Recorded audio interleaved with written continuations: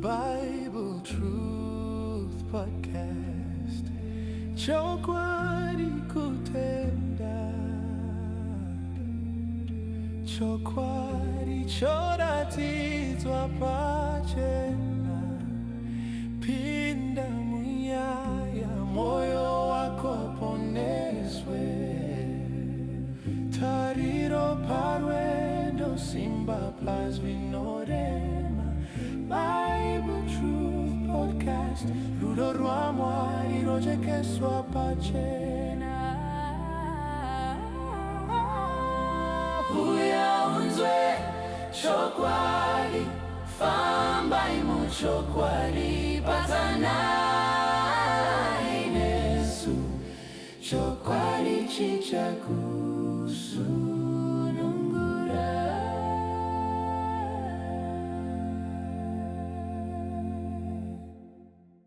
Mfundisi. Murambwi Masinire. Makadi mfundisi. Tinofara murando wamari murwadi. Ndosunura. Ranga riri sevhiki. No, it was a pleasant week. Still a pleasant one. Oh, good. So tinotenda Mwari. Mwari ndiye muchengeti anditika. Chokwadi ya. Yes, otherwise takaparara. Alright, mfundisi. Yes. Takaita hurukuro panapa. Hurukuro yanga ichiinda nechivi chokutanga. Chivi chokutanga tikati chakaitwa naSatani. Ndiye wakavamba chivi. Yes. Ari kudenga. Yes. Ndo paita chivi, Mwari akamuvhumira kuita chivi. Mukati Mwari unopa vanhu sarudzo. Yes. Chero sarudzo yacho hayo ichizoita kuti zvinhu zviparare zvose.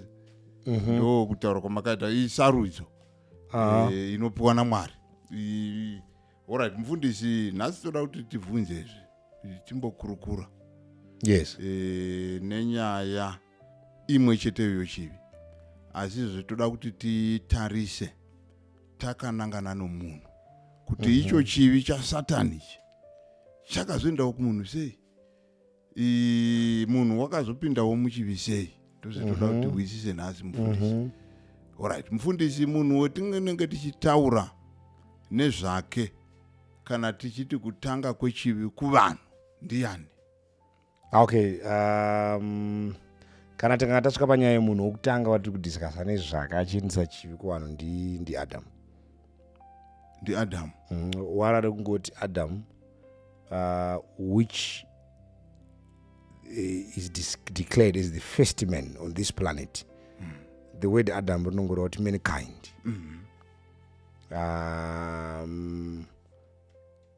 Izvozvo tinozviudzwa neBhaibheri kuti Mwari ndiye akamutumidza zita rekuti Adam. Regai ndiverenge verse Genesis chapter 5 verse 1 inoti iyi ndiyo bhuku yamarudzi aAdam, musi waakasika munhu. Mwari akamuita nemufananidzo waMwari.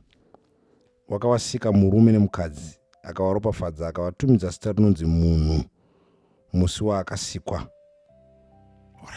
Alright, mfundisi. Yes. So ndimwari kuti Adam zvinongoreva kuti munhu, mankind. Mankind. Saka Adam ndiye wakatanga. Yes. Alright, chivi chaAdam chakabva kuna Satani. Chivi muri kuti Adam wakatadza kana kuti regai timbotanga toti alright, wakatadzei Adam? Chivi chake chaicho chaiva chokudii? Makataura kuti Satani chivi chake chaiva chokudada, chokupandukira hurumende yedenga. No, Bible inotaura kuti Adam when he was created, Adam akapiwa mutemo waifana kuchengeta. So now kana tichitaura kuti paitwa chivi, panofana kunge pachikorwa mutemo. Chivi chiriko, asi hachitaure pasina mutemo. So rakatimbotanga kutsvaka pfungwa idzodzo kuitira kuti understand it's a deep concept inotaura shoko raMwari. 1 John chapter 3 verse 4.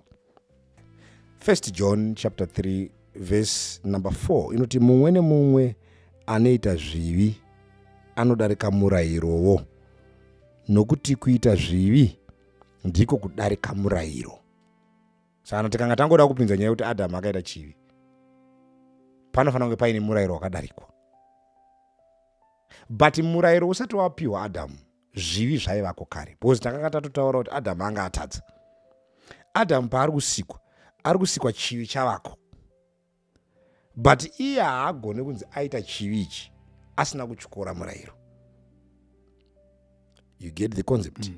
Nekuti Bhaibheri rati mumwe nemumwe anoita zvivi anodarika murayiro, nekuti kuita zvivi kudarika murayiro. Pfungwa iyi inotsanangurwa naRomans yandiri kutaura kuti Adamu paakasikwa chivi chaivako, asi chivi hachigone kuverengerwa Adamu kana asina kudarika murayiro.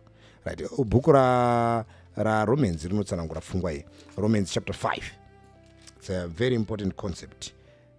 Verse 12 iri kutotsanangura process yemafambiro akaita chivi chichiuya muna Adamu. Saka zvivi zvakapinda munyika nemunhu mumwe, nerufu rukapinda nezvivi. Saizvozvo rufu rwakasvika kuvanhu vose nekuti vose vakatadza. Nokuti murayiro usati wavapo, zvivi zvakanga zviripo panyika.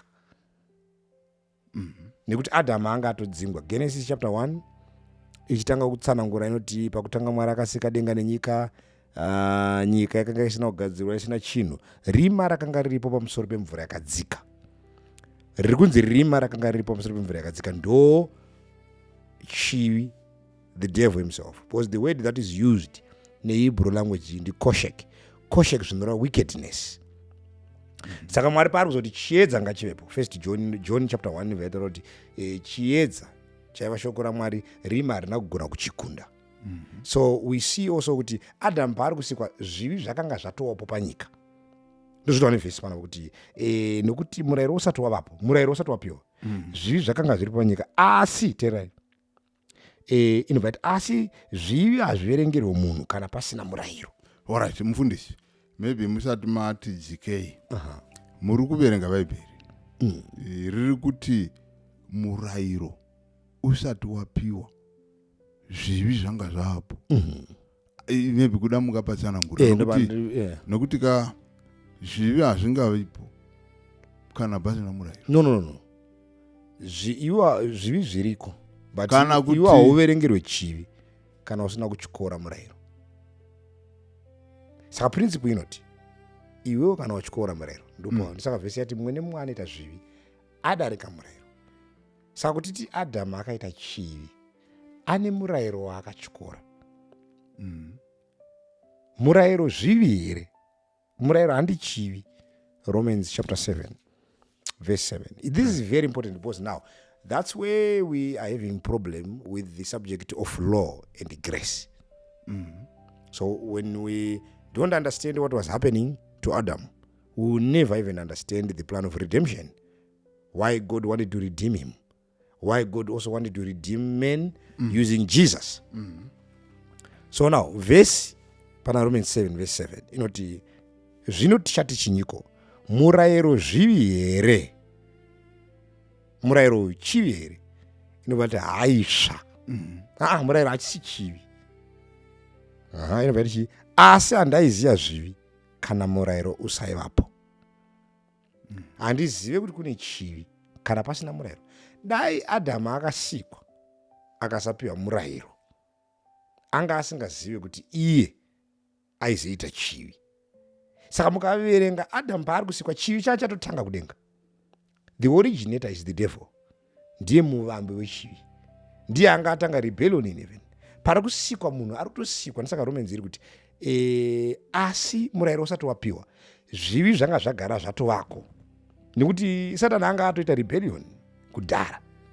But chivi chaisagona kuverengwa muna Adamu kana pasina murayiro. Saka Mwari paakasika Adamu nawo akamupa murayiro here. Akamupa murayiro kuti iye agona kuzoverengerwa chivi. Paari Genesis 2 verse number 15 na 16 na 17. Jehovha Mwari akatora munhu akamuisa mumunda weEdheni kuti aurime nekuuchengeta. Jehovha Mwari akarayira munhu. Murayiro. Kurayira unoita nemurayiro.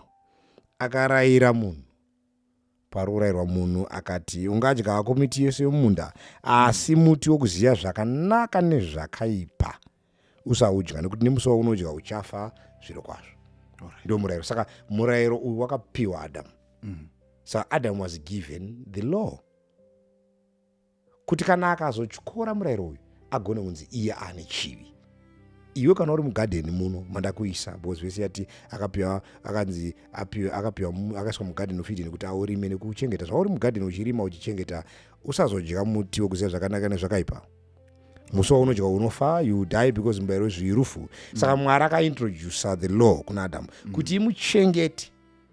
Akasangodya pamuti uyu iye haafa akaita chivi. He remains perfect. Saka murayiro zviviri haisva. Asi handaiziva zvivi kana pasina murayiro. Saka akatarisa murayiro uyu unomuudza kuti ukadya kwaane chivi wapinda muchivi. Saka murayiro is a protection. Uri kupiwa is a protection to protect us so that we don't fall into sin. Alright. Saka isusu tiri kuti chakatanga murayiro chivi chisati chavo. Nekuti haungaiti chivizve iwe usina murayiro unotyora. Yes. Saka chakatanga chivi. But kuti vanhu vazive kuti chivi chinoexista, murayiro ndo glass rinoratidza munhu kuti kune chivi. If you want to know kuti kune chivi unotarisa murayiro. Because kana pasina murayiro haufi wakaziva kuti uri muchivi. Okay. Saka you can live in sin until the law comes. It then tells you kuti you are in sin and the consequences are also reflected by the law. Mutemo unobva watokudza kuti uri muchivi ende zviro kwazvo haurarame uchafa. Mutemo haukuponese. Mutemo haukuendese kusalvation. Mutemo unongokuudza your condition ubva wakuudza nemaconsequences auri. Saka Adamu akaudzwa kunzi murayiro wandakupa uri kukuudza kuti ukadya muti uchabva wafa. Saka Adamu apiwa murayiro. Handiti haana kunge atadza zviada paakapiwa murayiro. Yes. Nokuti saka toti murayiro ndo wakatanga kuti uye munhu wozovhuna murayiro woita chivi. Aya kana zvatiri kutaura ndozvataura nevhesi Romans 7. Ete ndizvo Mudhara usarasi. Ungangotadza sei pasina. Kakativerenge vhesi zvakanaka. Alright. Romans 7 is a very important verse. Zvino tichati chinyiko murayiro zviviri haisva. Kana pari panyaya iyi pada kuti tinatsotsanangura because ndo pari kutorasika vanhu vese even today, ari kunzi maprophets of today, ari kunzi mamen of gods of today, maevangelists, mapreachers vari kuparidza nyaya yegrace excluding the law. Murayiro hauna dambudziko munyaya iyi. Ndozvizisa. Murayiro hauraye munhu. Murayiro ndizvozvo. Murayiro hausi chivi. Ndizvozvo. Ndizvo nevhesi murayiro hausi chivi. Hausi chivi ndizvozvo. Saka hauna kuipa. Mina ndikuverengere vhesi. No, ndoda kuti ndikunzwa zvamuda kuti ndoda kuti kana ndangobhurasha hamuchadzoke futi kusaka murayiro. Ndoda kuti ndibva ndangopedza. Vhesi 12 inoti pana Romans 7. Romans 7:12 inoti naizvo murayiro mutsvene. Ndizvozvo. Kuroti because God is holy. Murayiro wakapiwa naMwari mutsvene. Murayiro mutsvene. INew Testament kutodaro murayiro mutsvene, mutemo mutsvene, wakarurama, wakanaka. Ndizvozvo. Saka murayiro hauna dambudziko munyaya iyi. Ndoda kuti ndikuziva mubvunzo wenyu kuti saka chakatanga chii murayiro here. Adamu paari kusikwa. Remember ndakatsanangura inini kuti even in heaven Mwari ane inonzi foreknowledge. Anoona zvinhu zvisati zvaitika. Ndobva aona chivi chichiuya. Ndobva aona pachichaitika. Saka Mwari ndobva aita ndobva agadzira inonzi the ark of the covenant. Pa-ark of the covenant ndobva aisa murayiro ipapo. Satani akanzi nevhesi patakaverenga kuna Ezekiel aifukidzira areka pane mutemo. Murayiro zviviri haisva vhesi. Asi handaiziva zvivi kana pasina murayiro. Saka murayiro unokubatsira kuti ugone kuziva chivi chiriko. But hatichife takachiziva kana tisina kuona murayiro. Wanhu wasingaparidziri unzi usaba, usauraya. They will live by stealing, by killing. Vachitoti in their conscience, this is good. Well convinced kuti kuuraya munhu kune basa rei. Until kuroti chivi chitoriko. Saka chinotanga chivi murayiro ndo unouya. murayiro unouya nekuti nyika yaane chivi. Adhamu ari kupiwa murayiro wayo because there is sin already. Kwato ndisaka vhesi yati muti wainze kuziva zvakanaka nezvakaipa. Because zvakanaka nezvakaipa zvaa zvatoko. Adhamu angata saka chakatanga chivi. Ndisaka vhesi chiti murayiro usati wapo ndaverenga Romans 5. Alright. Zvivi zvanga zvatowapo kare. Alright. Saka apa tiri kutaura kumunhu. Handiti. Hatisi kutaura from the kutanga even kwana Satan. Handi mati ndio patiri kutangira pamunhu today. Ndizvo tiri kutangira pamunhu. Totsanangura pamunhu. Saka kana todaro. Tiri kutaura pamunhu. Yeah. Saka ivozi ndichivhunza universal kuti iye kuti Satan azotadza kureva kuti murayiro wanga uri chi? Ndizvo wanga uri. Murayiro wanga uriko. Alright. Ndizvo. It's okay. Alright, mufundisi. Chivi chaAdamu ndiche kudi. Handi mune murayiro nekumi. 10 commandments. ChaAdamu ndechipi? Chivi. Chetinoti chaAdamu ndechichi. Right, Adamu paakanodya muti wokuziva zvakanaka nezvakaipa naEve vanga vatyora. Ndoda kumboti mubate Adamu chete. Ndichabvunza panyaya Eve apo. Ndo pane nyaya. Chivi chaAdamu chaakaita ndechekusateerera Mwari. The commandment of God. Mwari anomutsanangurira kuti atadza chi chaaita. Handiti. Rega ndiverenga, though there are a lot of factors, but Mwari akasotsanangura dambudziko raitika. Adamu anga apiwa mutemo uri clear. Chivi chake ndechekutyora mutemo wapiwa. Ungadyako michero yemiti pamunda, asi kana uri muchero muti uri pakati pemunda usaudya, nekuti musi waunoudya uchafa. Saka Mwari paakasvika achitaura naye akamutsanangurira chaatadza. Ngandiverenge vhesi iyoyo. Genesis chapter 3 verse 17. Kumunhu Mwari akati, zvawateerera inzwi remukadzi wako ukadya muti wandakakurayira ndichiti usadya, zvino nekuti wadaro nyika yatukwa nemhosva yako. Alright. Ndo chivi chake. Maverenga zvakanaka. Nyaya yake ndiyo kuteerera mukadzi. Ndo chivi chake. Achibva adya. Saka chivi chaAdamu kuteerera mukadzi. Munhu une chivi chokudya muchero chokutora Eve. Handizvo iro. No. Zvataurwa. Ivereka. No. Alright. Kuteerera mukadzi kwangu kusina kuipa. Dai akangoteerera akasadya, he was not going to be condemned. Nyaya iri pakuti vhesi Mwari amutiwo. Zvikuteerera. Ngativerenge vhesi. Alright. Kumunhu akati. Kumunhu. Kuna Adamu. Zvawateerera inzwi remukadzi wako. Wateerera zvaataura.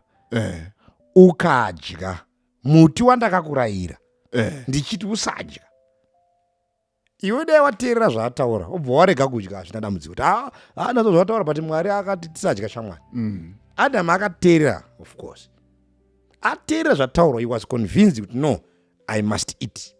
Chivi chake chaiuya pakudya, kuti Mwari ati usadya, iye akazonodya. Okay. That's where his sin was.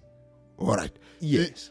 Ko Eve, maybe kuda mukamboverenga paEve pari kunzi chii? Right, Eve haana kuita chivi, Eve akanyengerwa. Saka haana kutadza? Eve haana kunyengerwa. Ngativerenge mavhesi. Ko Adamu haana kunyengerwa nokutadza? Haana kunyengerwa, akateerera, akaita nekuda. Eve akanyengerwa, saka ndoda kuti ndiverenge zvinhu. Saka mukadzi haana kutadza? Haana. Mukadzi haana kutadza, mukadzi akanyengerwa, he was deceived by the serpent. Rega ndiverenge mavhesi anotsanangura izvozvo. Bhaibheri ndozvarinotaura. Mukadzi haana kutadza. Mukadzi akanyengerwa. Mufundisi, imi ndikauya ndikakunyengerai imi. Mukandoba ndakunyengerai. Mune musina kutadza? Ndikanditoprova izvozvo. Handibhukurire. Alright. Rega nditsanangure mibvunzo yenyu yese ndikupe manswers. Alright. Nganditaverenga 1 Timothy chapter 2 verse number 13. Nokuti Adamu akatanga kuumbwa ateere Eve.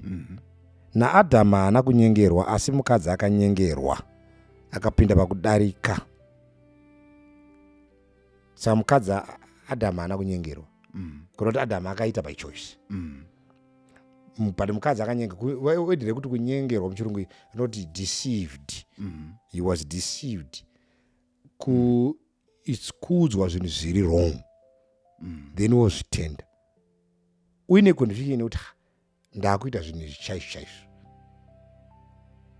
Because mind kuti nyaya yemuti uyu payakataurwa kuna Adamu, Eve anga asipo. Eve akaudzwa nyaya yemuti naAdamu. Mwari akataura naAdamu nyaya yemuti uyu. Ndosaka vhesi even Mwari paakava achikonfranta maissues haana kukonfranta Eve. Mwari akaenda kumunhu waakanga aisa mumunda. Mukatoverenga vhesi inotsanangura muprocess Mwari achitouya vatadza. Verse 8 vakanzwa, Genesis 3, vakanzwa inzwi raJehovha Mwari achifamba mumunda kotonhorera madekwana. Munhu nemukadzi wake vakandovanda pamberi paJehovha pakati pemiti yomumunda. Jehovha akadana munhu akati kwaari, uripiko naye munhu? God was confronting men. Inzwa iye akati, ndanzwa inzwi renyu mumunda, ndikatya kuti ndakanga ndisina kusimira ndikavanda. Iye akati, ko ndiani kwakuudza kuti hauna kusimira? Wadya kani muti wandakakurayira ndichiti usadya? Mwari haasi kutaura nemukadzi uyu. Akabva ndiye akaendesa nyaya yekumukadzi. Inzwa iye akati, munhu akati, mukadzi wamakatipa kuti ndive naye ndiye akatipa zvomuti ndikadya. Hayo ndikuti akuisa nyaya yekumukadzi. Mwari anga asingataure nemukadzi. Mwari anga asingazivi here munhu adya. Mwari angaona zvinhu zvezi zvichiitika. But Mwari akati ina handitaure nemukadzi munyaya iyi. Ini ndinokonfranda munhu wandapa responsibility yezvinhu. Orati mufundisi. Saka Adamu zvakadai kuri kuti tine mubvunzo yatisati tapindura. Tinoda kuti tiende ikoko. Saka chekutanga tinoda kuti vanhu vasazoti hamuna kupapindura. Pekutanga tiri kutaura kuti munyaya iyi Eve akanyengerwa, Adamu ndiye akapinda muchivi. That's why he's confronted by issues.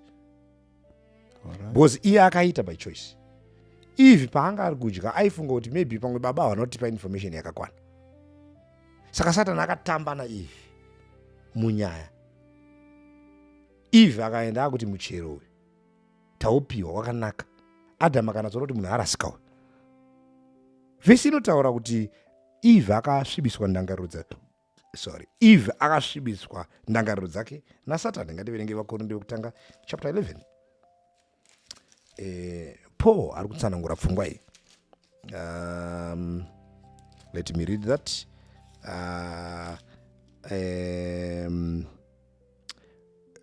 2 vaKorinde chapter 11, 2 Corinthians chapter 11 verse 2. Inoti nokuti ndine godo pamusoro penyu negodo raMwari nekuti ndakakukwanisai nemurume mumwe kuti ndikuisei kuna Kristu semhandara yakachena. Ndiri kuita godo kwamuri nekuti imi munoziva sekereke ndakukwanisai kuendesai kune murume 1 anova Kristu semhandara yakachena. Anobva ati, asi ndinotya kuti senyoka yakanyengera Eve nemano ayo, zvimwe inzwai, saizvozvo ndangariro dzenyu dzingasvibiswa dzikatsauka pakururama kwokuchienda kwomwoyo kuri muna Kristu. Saka the mind of Eve was perverted, was darkened by the devil muconversation. Bo Satani aizanganisa nhema, ndo inonzi deception. Nhema nezvokwadi. Nhema Eve akatadza kudissecta semukadzi nyaya. Ndosaka Satani asida kuita dare kuenda kuna Adamu, because Adamu anga ine first hand information. Ainzwisa instruction iri pamuti. Saka kuna Eve because anga ari secondary person munyaya iyi. He then darkened him. Akamusvibisa ndangariro dzake. Eve paita zvinhu izvi was so convinced. She was so convinced kuti this is the right way. Adamu dai asina kudya muti. Adamu dai asina paitwa reconciliation. Because it was not a fair game. Ndo panopita mavhesi anoti Mwari akaregera ake kurangarira nguva dzekusaziva. ndosaka muchiona Eve even paakaudzwa nyaya unoziva kuti ukaverenga nyaya yacho Eve paakakandirwa nyaya yaNadhabhu, let's go ipapo muakaundi. Eve akakandirwa nyaya yaNadhabhu kuti mukadzi wamakandipa inzwai, munhu akati mukadzi wamakandipa vhesi 12 kuti ave neni ndiye akandipa zvomuti ndikadya. Jehovha Mwari akati kumukadzi, chinyiko icho chawaita? Mukadzi akati, nyoka yakandinyengera ndikadya. Kandanyengerwa nenyoka. Inzwai, Jehovha akati kuna nyoka, zvawaita izvi watukwa. Murikuza zvikuti Mwari? Mwari haana kunyanya, mukatasa munyaya yemakaundi, Mwari haana kunyanya kurwana nemukadzi. But ko haana kutukwa here Eve. Ngativerenge, inzwai maitira account. Let's read the account. Jehovha Mwari akati kunyoka, zvawaita izvi watukwa. Inzwai, chatukwa chiyapa inyoka. Kupfuura zvifuyo zvose nekupfuura mhuka dzose dzesango. Uchafamba nedumbu rako, uchadya guruva mazuva ose upenyu hwako. Ndichaisa ruvengo pakati pako nemukadzi, napakati pemukadzi nerudzi rwemukadzi.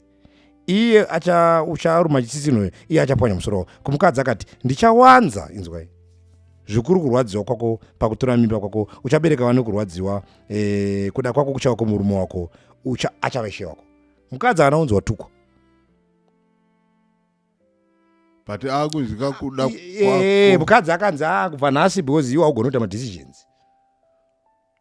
You can't, you are easily deceived. Mwishi, gara kuna Adam. Because Adam ndiye ane maissues.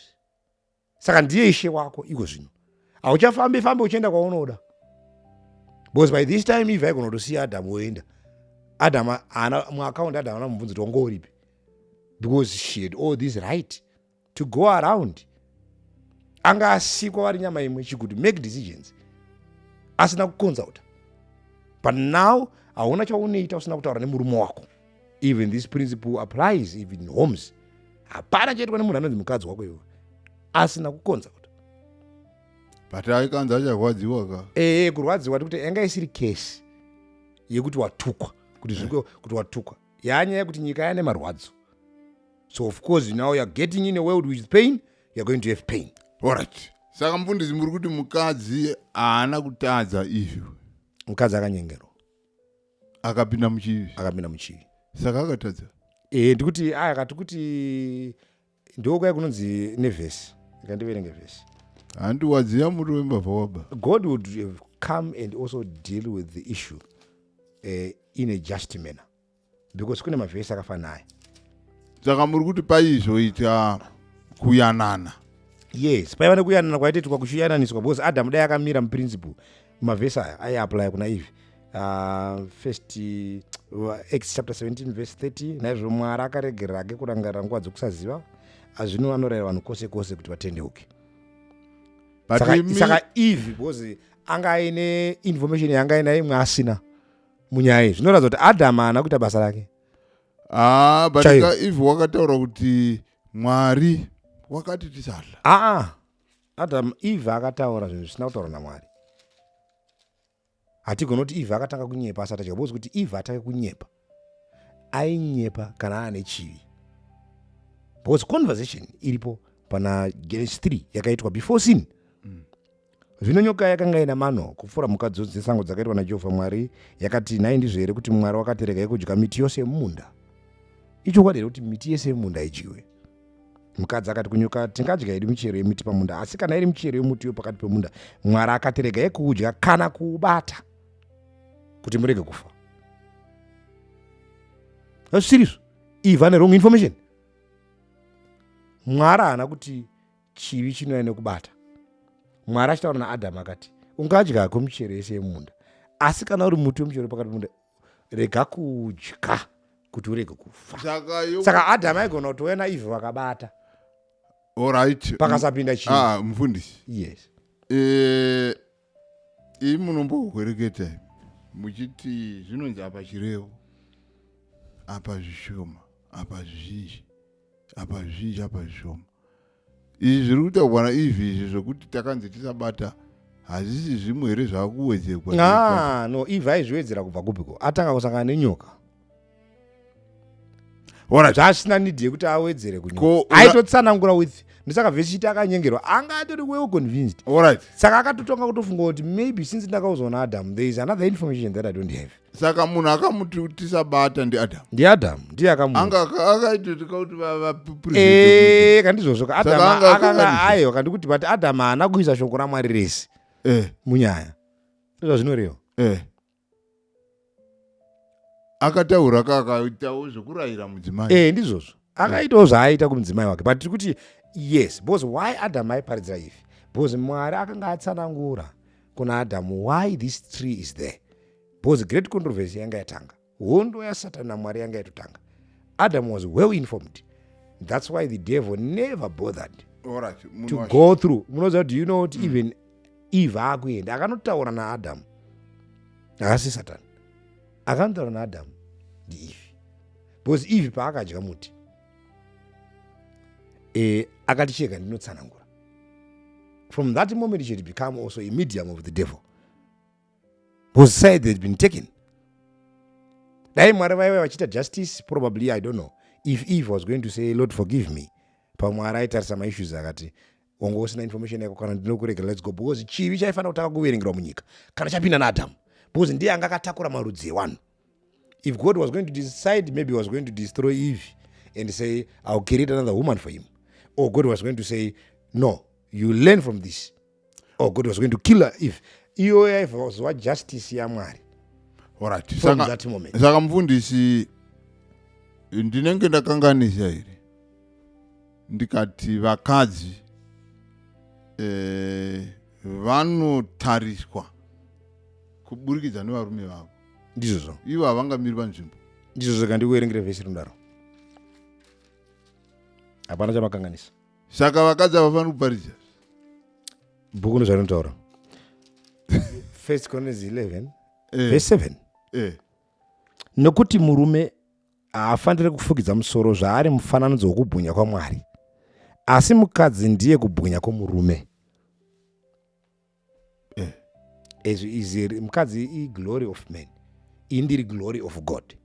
Kaura kuona zviri Mwari unoona through men, kaura kuona zviri murume unoona through mukadzi wake. Saka mukadzi wake ireflection yangu. Saka ini mukadzi wangu zvandomuparidzira ndozvaanotaura. Saka muchida mharidzo munotora from me because I'm the first hand information. Alright mfundisi. Saka apa muri kureva kuti zvamaverengapo ndonga ndo zviri kunzi pakawa Adam ndo pakanzi vanhu vawa. Ndizvozvo wana havana kudonha pakadya ivi. Ndosaka vhesi even Romans yataverenga yati zvivi zvakapinda munyika nemunhu mumwe 1%. Muri kuti kumunhu bhaibheri ramaverenga mati kumunhu wakati. Ndizvozvo. Saka mukadzi havasi munhu. No, ari kupiwa paprefix ari kutanga kutaurwa arifanira kunge ari pamberi because uyu mind kuti Eve akabva pamunhu pambabvu yemunhu ari munhu. Saka paakasangana Mwari akati muri nyama imwe usafunga kuti uri chimwe iwe wadzokera kana uchiona uyu inyama yako uri chinhu hani nauyu pawakakiretwa uri Adam iwewe uri ushu ndakuburitsa pana uyu kuti mugone kuita procreation mugone kuproduce ugone kubatsira uyu kuburitsa marudzi ari maari. Alright. Saka zvinoreva here kuti mufundisi panyaya yechivi ndopatiri vakadzi kudzikinurwa kwavo kunouya kuburikidza nevarume vavo. Kandizvozvozve havangazvimiriri voga. Ndisaka kubhaibheri rinoti tichava vanakomana vaMwari. Even uri mukadzi unonzi mwanakomana waMwari. Zvoreve izvi. Ndizvozvo because you are part of men. Chinoverengwa naMwari murume. Alright. Is the man. Regaiti kuidzikisa. Ndizvozvo ndikuti ndozvinodzidziswa nebhaibheri. Ndozvizisa. Ndizvo. Ndikuti regaiti vanhu vangazoti takunyanya kutaura dzemadzimai. Mukutya wanhu here Murambwi. Makuvhunduka zvinotaura nevanhu. Nyika inofanira kudzidziswa. Nyika inofanira kudzidziswa the truth. Hapana wanonzi wanhu. Kana pane mumwe ane handisi free conversation. Kana pane mumwe ari kuti zvatiri kutaura izvi zviri wrong. Ngauya agara apa. Ndiani wamuri kuvhunduka muchiti tiri kutaura zvinhu zvakanyorwa zviri scriptural. Ndisaka tichiwerenga ndisaka Bible truth. This is the way of God. Saka chivi chakauya kuburikidza naAdam. Yes. handito zatataura ka Ndizvo tirikutaura. saka tikati chivi chake ndechekusateerera Mwari Ndizvo. handiti chokusateerera Mwari mungati here wakava nevamwe vaMwari Ndizvo zvazvo.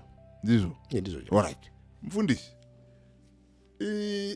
chivi ichi munhu achisikwa akasikwa akaperera ndizvo here sezvatakangotaura pasatani makati wakasika alright Ndizvo zvazvo. ndobva changozouya saka tingati here chivi chomunhu chiri kuuya nezvakavanzika zvamakati mistiri zviya kana kuti chiri kuuya nokuda kwasatani Chivi chomunhu chiri kuuya nokuda kwasatani. alright It's clear kuti vari kupidzwa muchivi nasatani alright mufundisi mataura kuti if wanga ari munhu ari innocent wanga ari munhu wanga asina mhosva asinga aitoda kutsananguronyoka kuti shamari munomunda tinorarama so. saka imi mufundisi Mwari apona kuti satani watadza takaitaura paya akati satani tomupa choice yake asi zvisikwa izvo zvakaita sevanhu nekuti iyi hondo yaMwari nasatani yechivi kosei kuisundira kuvanhu No. Mwari haana kusundira hondo kuvanhu. God did well in this whole event. Why? Because chekutanga pachatiri kutanga kutaura chekuti even Mwari audza Adam kuti musi waunodya muti uchafa. Zviro kwazvo. Adam haana kufa. Adam still existed after that moment. Aifana kufa. Dai Mwari akauraya Adam, then this thing was very unfair. it was a matter of time No, haana kufa. Hakusi kufa Adam, kuzorora. but mufundisi Kakuzorora harisi rufu rwakaitwa naAdam. muri kuti God allowed him to rest. muri kuti chizvo mufundisi These are the zvatobvunza itifambe nemi. kana toverenga pana zvakazarurwa mufundisi hanzi muvengi wokupedzisira achaparadzwa ndihwo rufu Ndizvo saka ngatitsanangurei process. kana moti Okay, tiri kutaura kufa kwetiri kutaura uku ndokwakaita Razaro asi kuchinzi munhu kusi kufa kuzorora kurara ikoko unozomuka unenge warara but zvakanzi musi womuchaurira but havana kufa kamusi wacho. but kuna Mwari ka tati musi wacho havana kufa but pane chakatofa. musi kuna Mwari wakasiyana nemusi wenyu. No, musi iwoyo pakatoita rufu. Musi wavakadya pakaita rufu. Musi wakadya Adamu naIvhi kwakaita rufu rwani saka ngativerenge rufu toziva sei kuti pakaita rufu rwegwai ngativerengei mavhesi. Pane chakatofa chakaexperienza rufu musi iwoyo chisiri Adamu, so it was a fair game.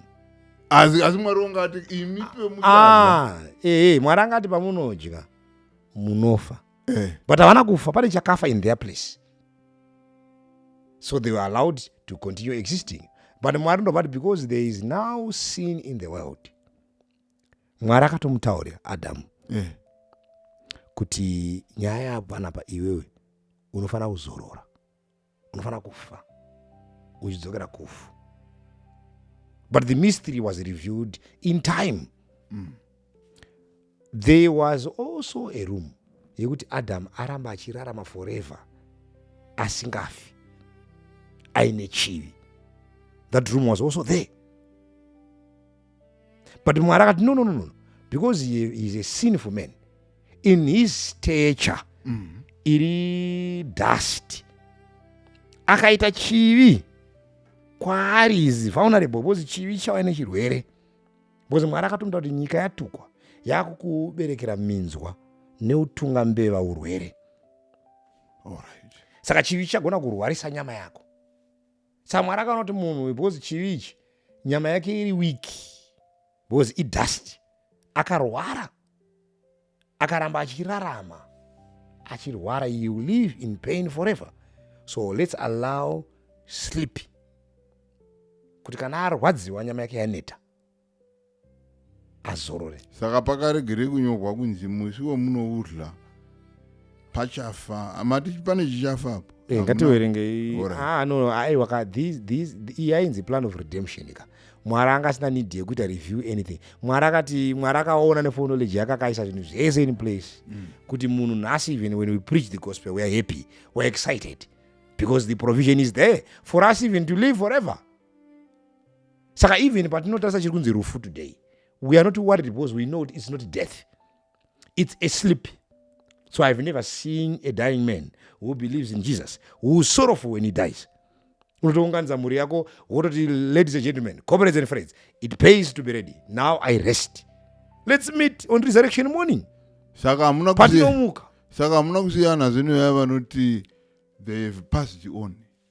What do you mean? Language yekuti vangodarika avo havana kufa. Ndizvo kuitika. Isusu kana tikanga tarara hatina kudarika tichienda samwe, tazorora tichimakuva matinonovigwa kuti tizomirira rumuko. We are not passing into another life. We are resting for this life, waiting for the resurrection for the next life. Saka tafa. Saka tazorora. Bhaibheri hariti tafa. Rinonzi rufu nebhaibheri kufa uchirega kuzomuka zvachose. But Bhaibheri iroro chete rwakaitwa naJesu. But riri kutaura rufu rwechipiri kabhaibheri. Eka iroro ndoro rwakaitwa naJesu. Iroro rinonzi rufu rwechipiri ndo rufu chairo. Rwokutanga runoitwa nevanhu kurara. Bhaibheri rinoti kurara hariti rufu. Alright, mufundisi. Regaiti nguva yedu inogona kunge. But ndinoda kuti titarise kuti issue here kuti pane chakafa musi. Alright. I think it's important that we understand kuti okay. Chaka-experience rufu chete. Alright. Ndi Jesu. On this day, Jesus was promised. The plan of redemption was revealed. Because verse 15, nyoka yakatotsanangurirwa. Anditi, ndichaisa ruvengo pakati pemukadzi napakati perudzi rwako nerudzi rwake. Iyi inonzi reconciliation by enmity. Mwari akati mukadzi uyu, because iwe wamunyengera, akutenda iwe. Saka kuti zviite zvakanaka ndakuisa enmity pakati pako nemukadzi. Kuti reconciliation iite by enmity. Kuti mukadzi uyu akufanira kuita sarudzo yekuti kana achida iwewe anovenga inini. Kana akavenga iwewe anoda inini. Hapasina neutral ground. Enmity will help. Ndozvandakuita. Then ndoisa rudzi rwemukadzi. Mukadzi achaita rudzi nerudzi rwako kureva kuti panguva iyi Satan was now able to have his own seed through the woman. Saka pane maseeds aizoproducwa nemukadzi. Satan aigona kucreata ake maseeds. But zvikanzi mukadzi uyu ane seed raanenge achizvara. Seed iroro richavenga neseed rako. Ndonyaya iri kutodemonstratewa in the next chapter, Genesis chapter 4. Cain naAbel. Cain naAbel. Mukadzi uyu akuproduce maseeds mairi. The seed of the serpent and the special seed, the seed of God. From Eve came out Abel. From Eve came out Cain. Cain paakazvarwa 1 John 3 verse 12. Inoti tisingaitisa Cain, he was the seed of the serpent. Ndiwa Satan. Saka Cain anga ari wakaipa, but Eve anga ari waMwari. But zviri kunzi pachaita ruvengo. Ndosaka Cain paakauya pamberi paMwari asinganamate nenzira chaiyo, Abel akauya nenzira chaiyo, Cain akamuvenga. Alright, mufundisi. Maverenga. So ndikutsanangura process iri kutaurwa kusvika parufu. Yes. Handizika? Iro ruchapwanya. Saka yatoo plan of redemption. Rudzi rwemukadzi ruchapwanya musoro wako, iwe ucharuma chitsitsino. Jehovha Mwari akaitira munhu nemukadzi wake nguo dzamatebwe akavafukidza idzo. Dewe rakabva kupi? Dewe rinobva kumhuka. Saka musi uyu Mwari ane mhuka yaakauraya, akatora dewe remhuka iyi. But mhuka yacho haitaurwe naGenesis 3, inotaurwa naRevelation 8. Revelation 13 verse 8 inoti panapa vose vanogara panyika vachanamata chikara. Chikara chinotaurwa ivo vasina kunyorwa mazita avo mubhuku regwayana rakabayiwa pakuvambwa kwenyika. Saka wakabayiwa wakafa ndiJesu. Saka gwayana saka kwakatorwa a literal lamb. Gwayisha rinobva raurayiwa vachiona Adamu naEve. Ndibva vanzi righteousness yaTamu. Saka mapinda muchivi. Asi kuti mudzoke muoriginal state yenyu, because vese inoti vakaona vashama vasina kupfeka, vasina nguo. Alright, mufundisi. Yes. Ndo pane mubvunzo wangu kuti saka vhesi yakaregerei kunyorwa kuti musi wamunoudya gwai richafa. No. There was no need. Because nyaya yaita sanaAdamu naIve. Why would they need to know? Waifana kuzoona plani ya Mwari vofara and get excited kuti they are hopeless. Vatiza pamberi paMwari kuti hatichazoona nemudhara, tashama. All of a sudden there is another chance for them to go again. Alright. Ko nyaya iyi yokuti muchero wavakadya uyu ndewo kuziva zvakanaka nezvakaipa, mungatsanangura here chirahwe chiri ipapo? Inyaya yechivi here iri kutaurwa iyi kana kuti chii? Inyaya yechivi, kuziva zvakanaka nezvakaipa. Ndizvo zvekuti vafambe muprocesi yekuenda kunodya muti uyu. Waitofamba bedzi muprocesi yekuunderstanda good and bad. Because mukatasa mukunyengera kwaita Eve, Satani aimuratidza zvakanaka nezvakaipa. Alright. Process yacho. Alright, thank you. Ndotenda. Mubvunzo wondozoda ipapo ndowokuti vasati vadya vanga vasingazivi zvakanaka nezvakaipa here? Yes, vasati vadya vanga vasingazivi zvakanaka. Vanga vakamira sei? Vasati vadya, they were just perfect. They only know good. Because vhesi inotaura we don't really know, because pane zvinhu zvatisina kuudzwa mutext. But we can take from what we are reading, like Genesis 3 verse number 22. Zvino Jehovha Mwari apa vanga vadya muti akati, tarirai munhu ava semumwe wedu, zvaanoziva zvakanaka nezvakaipa. Kuroti apinda musteti, anga asiri musteti yekuziva zvakanaka nezvakaipa, anga achingoziva zvakanaka bedzi. Paanga achiri kuseri kuna kanzi muti uyu ndiwo unonzi wekuziva zvakanaka. Saka alright, mufundisi. Saka ajoina great controversy. Akuziva zviri kuitika. Saka muri kuti zvakanaka waiziva? Aingoziva zvakanaka bedzi. Anga asati atesta rebellion, kuziva kuti chinonzi kupanduka kuita sei. Denga rese neuniverse yese yanga kutoziva kuti kune kupanduka. Alright. Because vhesi kutoti kurwa kwanga kwatoitwa kudenga, Michael nevatu vanga vatorwa neshati, kwanga kwatomboita hondo. Alright. Saka vanhu vanga kutoziva kuti unogona kutoita hondo naMwari, unogona kutorwisa throne. Saka Eve ipapo manje imufundisi makataura mukati zvakaita kuti chivi chibvumidzwe ndezvekuti Mwari haadi kuti vanhu vashande semarobots.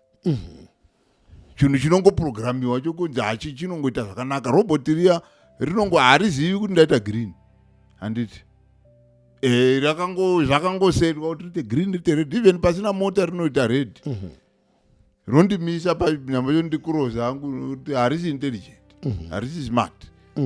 Saka muri kuti saka munhuzve kana anga achingoita zvakanaka ranga riri robot kuti wakangogadzirwa kuti aite zvakanaka. Akapiwa clear conscience. Clear conscience kuti ispe zvakafanana nesu today. We can choose to live right or wrong. But we know wrong. We know wrong, we know right, because we are born in a world itorine wrong, in a right. Dai takazvarwa tichiziva right. If you are born in a house where right is taught carefully, you will never live wrong. A home that introduces Jesus to your life, or a home that also moves you, train up a child in a correct way, iri well trained, panyika pana, you can live a righteous life. Jesus was born mumba Mary. Mary, she was perfect in character, not righteous. Character yake aizama kuteerera Mwari. She was well, and that's why she was chosen. Because Mary akanga akawerenga achitotenda muzano rokuponesa mugwai kuti tinoruramiswa negwayana rinozouya.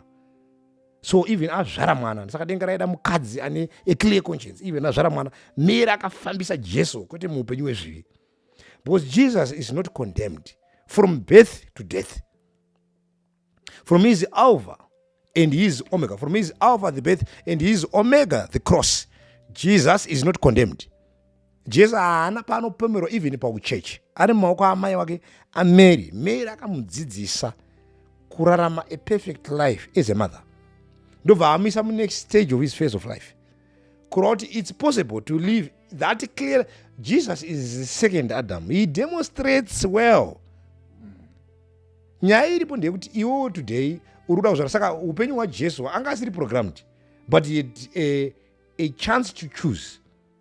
Adam na Eve vanga vaine perfect mind, a perfect character, but they also had a chance to choose kuti vachada kuita sei. They were not programmed. They would live their life like Jesus himself lived his life perfectly in a world with sin, achitoziva kuti ndikaenda uko ndinotadza, but he had to choose correctly towards what is right, depending on God as his father. Adam ndo zvaifanira kuita naEve, kuramba wachiconsulta.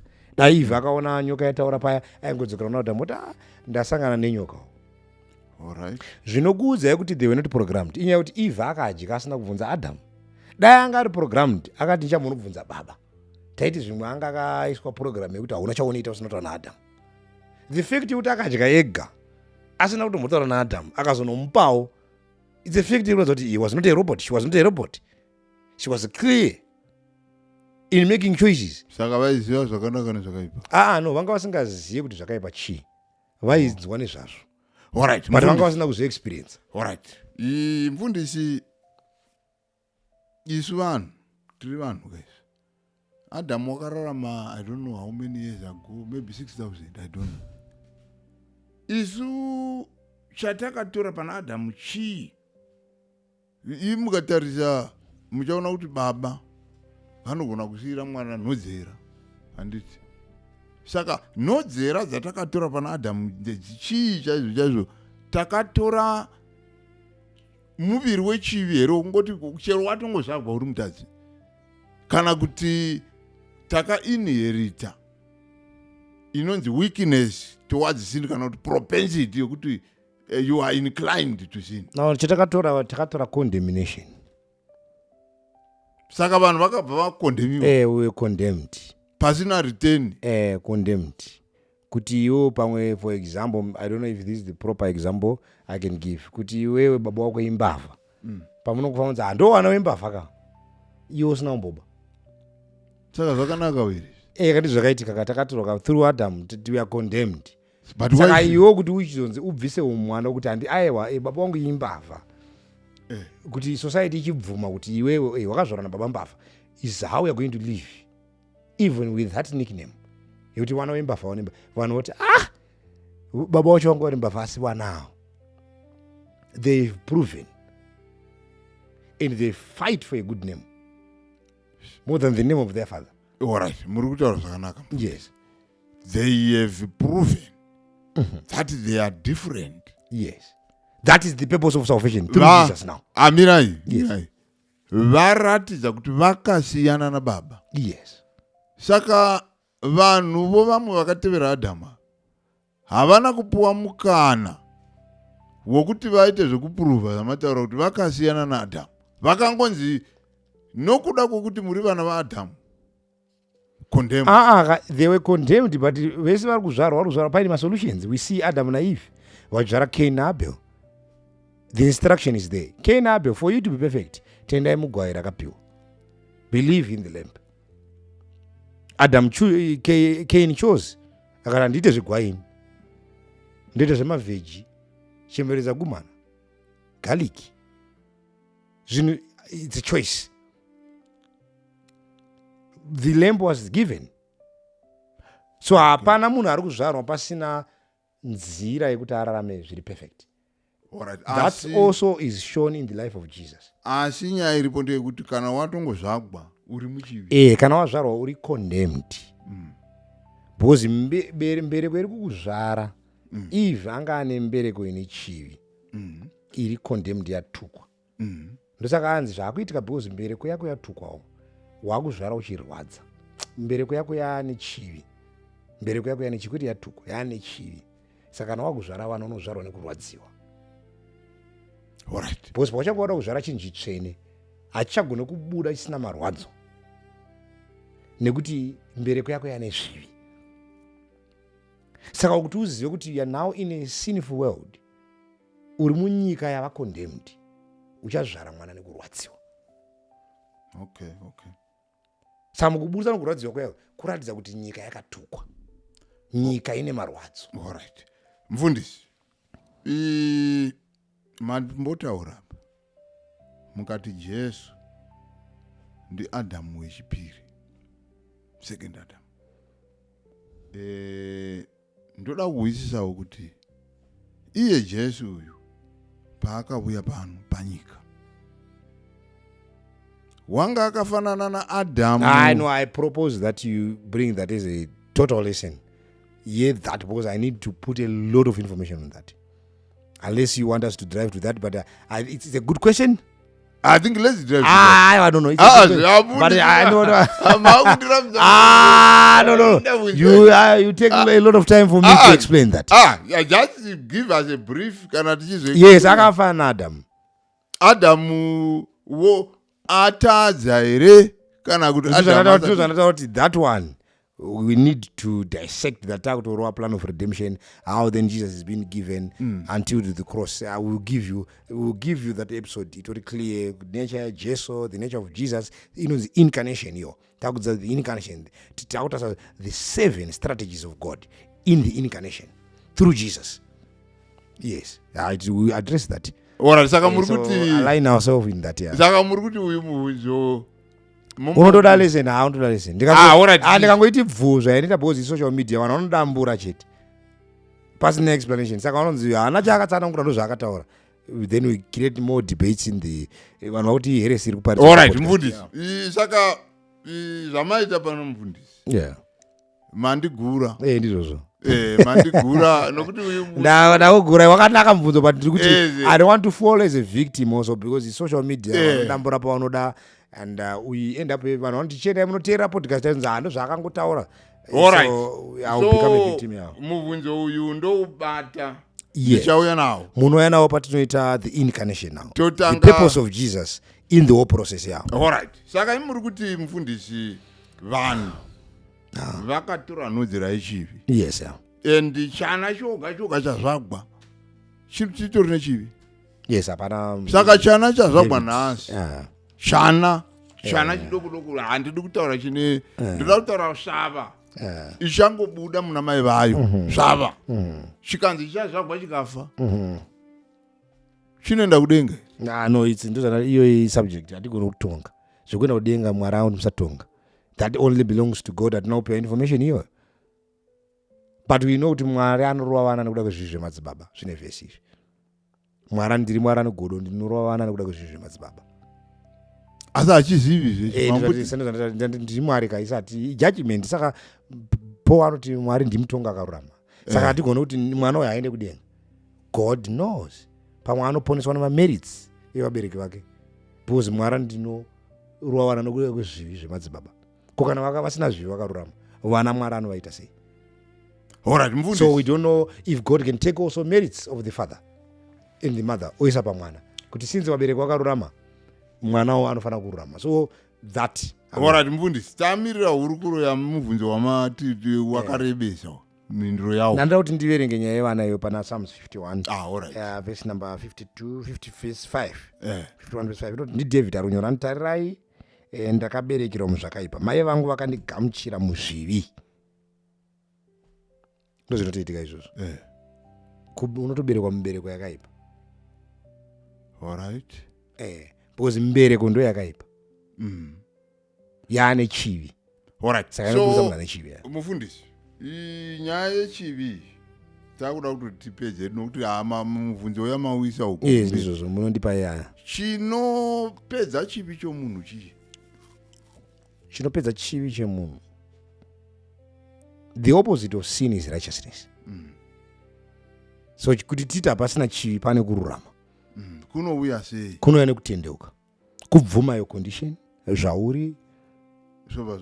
Kana wauya zvauri, then you look for solutions, and the solution is given is Jesus is your only solution. So Jesus is the solution. Jesus is the solution. Zvatakatangibwana Adam. Yes, zvatakataona Adam, Jesus, then you deal with that precisely. All right, which is mfundisi. our grace, which is our sympathy. Okay. All right, mfundisi. Ko kana munhu akapenga, mukuziva kupenga kurwara pfungwa, kurwara pfungwa, tikati kupenga kuda teta vamwe vanozoti takanganisa kutaura, akarwara pfungwa asati aziva Jesu, unoenda kudenga. Zvokudenga ndatotaura. Amaticha. Zvokudenga ndataura, anotonga ndiMwari. Tomboti munhu Ndina dambudziko nazvo. Ndati inini zvokudenga. I also know in that notion kuti all people who died in Sodom were not Sodomites.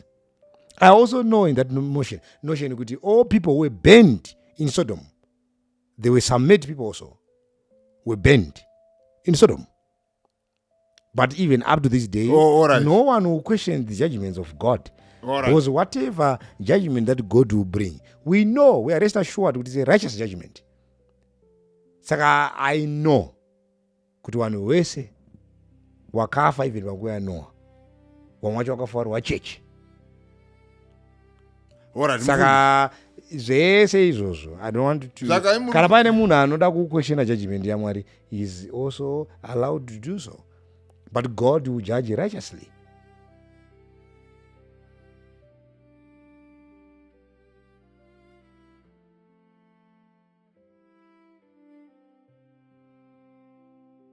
To do that. Alright, saka zvana zvakafa muSodoma muya zvakatoparara. Ndizvozvo. Hazvichamuki. Ndizvozvo. Parumuko runouya naJesu. Ndizvozvo. Why should we do that? Kuti vamuke wopiswa futi.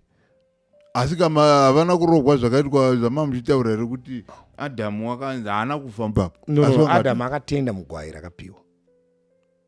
Which is a different story neSodom. Hatina munhu akatenda.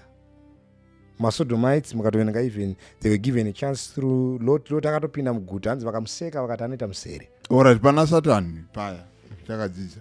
Makati Satani wakapiwa nguva kusvika pakazofa Jesu. Akaramba. That was a very long time. Akaramba kutenda. Saka vanhu vokuSodoma muoni sekuti vakapiwa nguva shoma. No, ndizvozvo ndiMwari anoronga zvinhu mukururama kwake, but they knew MaSodomites. Because vanhu vese vari kubva MaSodomites ari kubva pana Canaan ndiye ari kubva mumhuri yaNoah. Because Noah akazvara Ham akazvara Mizraim, Put, Cush naCanaan.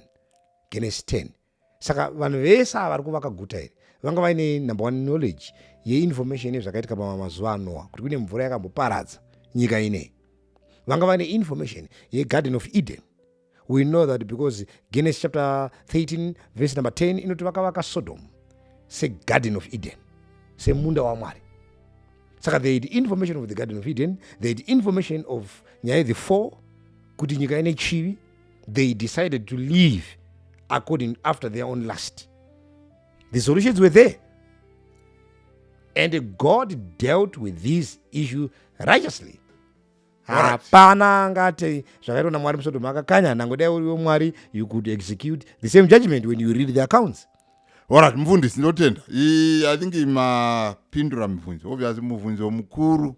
Yes. Wanga uripo ndiwo kuti wamazoti uyu unoda chinguva. Yes, sure.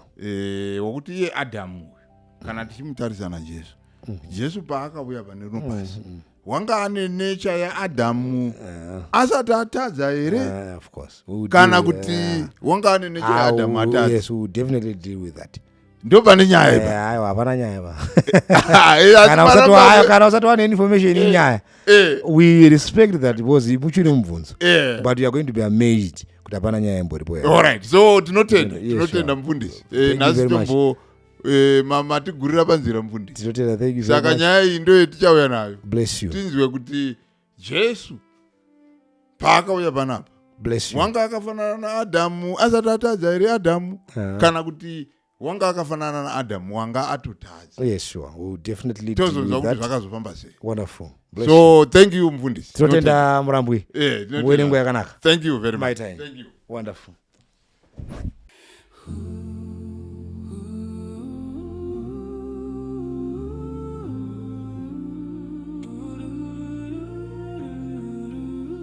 Bible Truth Podcast. Chokwadi kutenda. chokwadi choratidzwa pachena. Pinda munyaya moyo wako poneswe. Tariro parwendo simba pazvinorema. Bible Truth Podcast, rudo rwa Mwari rojekeswa pachena. Uya unzwe chokwadi, famba imo chokwadi, patana inesu chokwadi chichaku.